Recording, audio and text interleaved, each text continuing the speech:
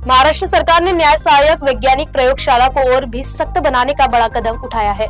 मुख्यमंत्री देवेंद्र फडणवीस ने नागपुर में प्रादेशिक न्याय सहायक वैज्ञानिक प्रयोगशाला की नई इमारत का भूमि पूजन किया।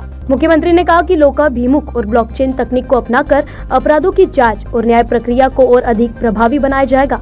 2014 से अब तक राज्य में अपराध सिद्धि की प्रतिशत 9 से बढ़कर 54% हो चुका है और इसे बढ़कर 90% तक ले जाना का लक्ष्य है। इस दौरान मुंबई और पुणे में नई अत्याधुनिक प्रयोगशाला का भी ऑनलाइन लोकार्पण हुआ।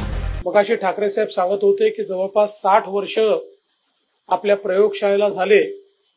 अर्थात ही ज्या इमारतीत आपण काम करतो ती काही 60 वर्ष जुनी नाहीये, पण ही इमारत अपुरी देखील होती आणि अनेक अडचणी होत्या, जसा उल्लेख झाला की पावसाळ्यामध्ये पाणी गळायचं, अनेक वेळा रेकॉर्ड खराब व्हायचा, त्या ठिकाणी कमरेपर्यंत पाणी यायचं आणि म्हणून मागच्या काळातच आपण हा निर्णय केला की नागपूरची प्रादेशिक ही जी काही आपली फॉरेन्सिक लॅब आहे ही अत्याधुनिक झाली पाहिजे।